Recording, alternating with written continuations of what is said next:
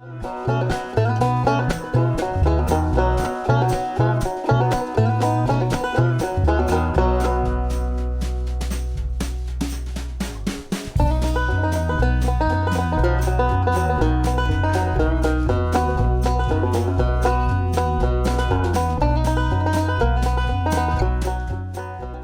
known Lynn since 1991, and I started as a student here. The way that he lived his life and the way that he taught really inspired me to become a teacher and to become who I am today. I thought was very important to nominate him for this award. I knew growing up and kind of becoming part of the art world and the ceramics world, I had known of Lynn and heard of him just through my high school instructor.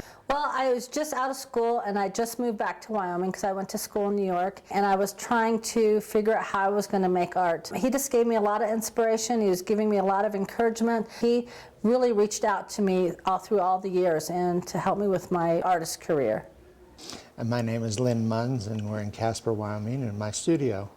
There was a potter in my hometown. She used to let me make pinch pots as a kid.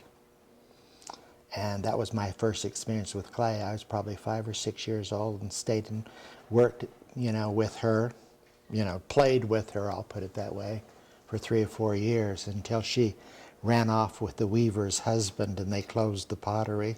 She was nice and, never got after me, so I kept going back.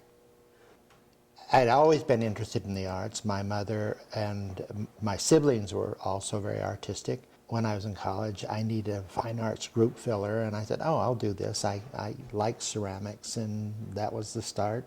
I went to Utah State University and in the 60s, and a very good ceramics school, still is. There was an opening here at Casper College. I interviewed, and I got the position. I thought I would stay a few years because it was just a community college, but it's such a good school.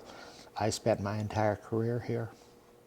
I first met Mike Olson, and he had just come fresh out of the military and kind of didn't really know what he wanted to do. Took a ceramics class, and the two of us hit it off. We've been fast friends since. I was sort of faltering after I got my bachelor's degree. I couldn't decide what I wanted to do, wasn't quite sure.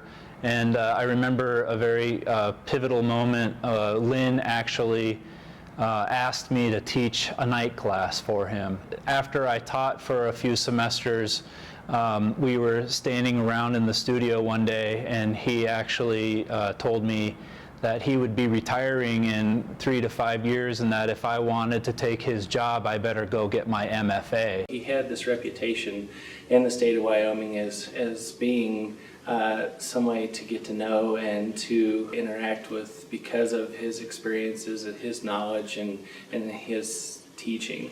Out of college, I really was lost. And so it took me a long time to kind of find my bearing. And so when I kind of dived in and decided to be a professional artist, Lynn reached out once again, as he had been doing all the years, and he gave me the opportunity to have a solo show up at Casper College. That really gave me a lot of encouragement and to help me through that time of getting my feet wet and learning what to do. And he really guided me through the experience of having a solo show.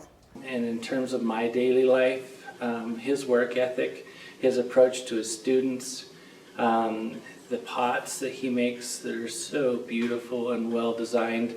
I make functional ware.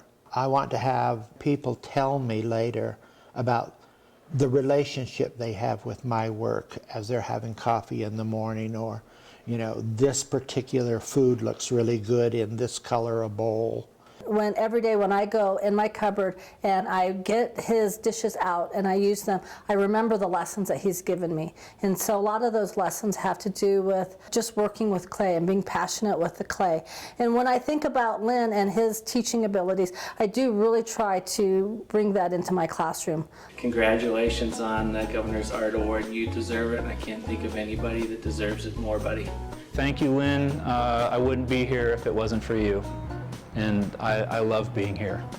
I'm humbled to be even considered. I just do what I do. I love what I do.